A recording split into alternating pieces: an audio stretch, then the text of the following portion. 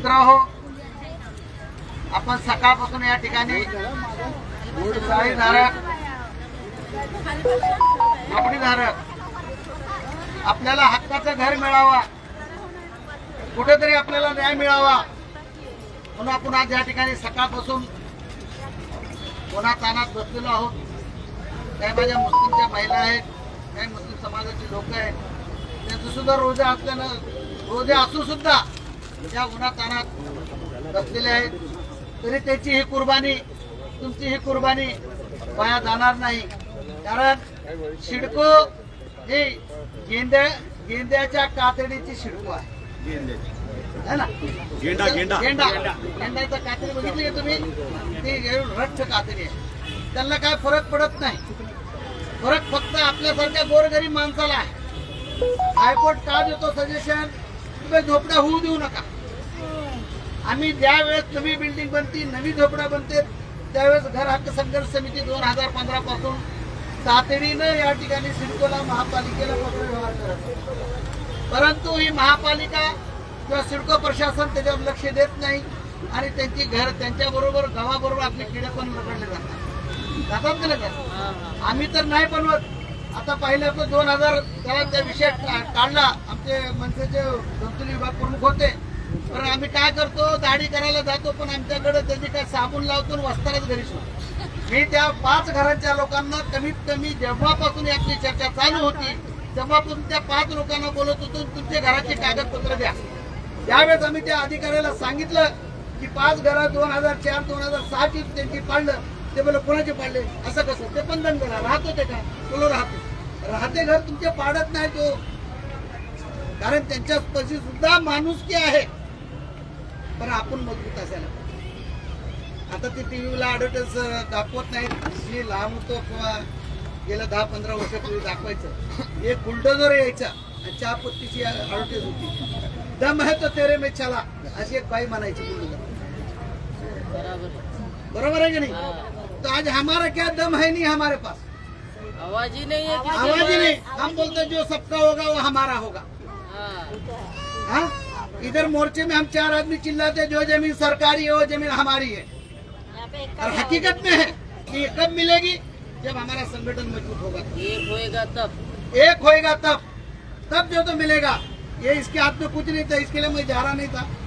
फिर भी बोलो चलो चलो चलो, मतलब ठीक है, यहाँ तक है. हमारा तो दिल ही नहीं था उस शिष्टमंडल में. हमको मिलना है, हमको फाइटिंग करना है एमडी से.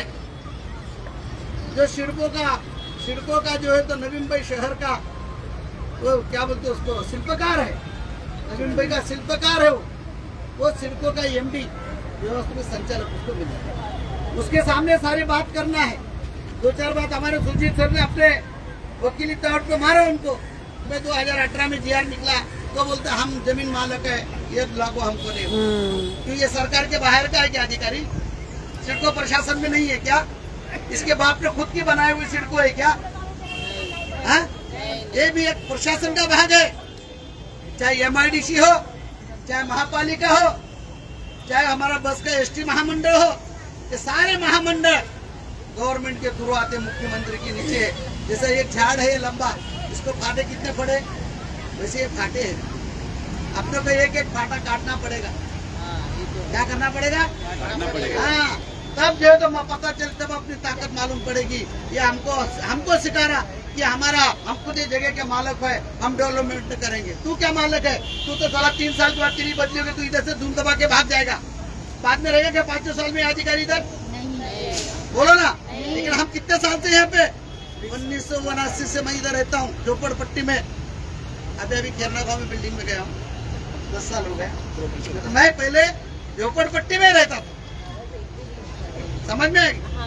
10 बाई 10 में बच्चे सामने जो है तो पेपर पे संडास करते थे, कचरे में डाल के फेंकते थे. ऐसी हालत थी. अभी तो तुम्हारी बहुत अच्छी हालत है. तुम्हारे हर घर में शौचालय है, चाहे चाली वाला हो, चाहे हमारे झोपड़पट्टी में एकता नगर में भी टॉयलेट है कि नहीं मैडम?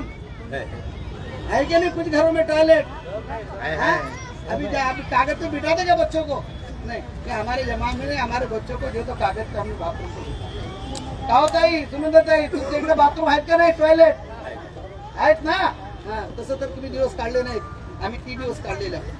म्हणून या अधिकाऱ्याला सांगायचं, आता त्याला भेटून आलो मी त्याला, की तू फक्त 2 ते 3 वर्ष तिथं राहणारा माणूस आहे, तुझी नंतर बदली होणार आहे, आमची बदली होणार नाही.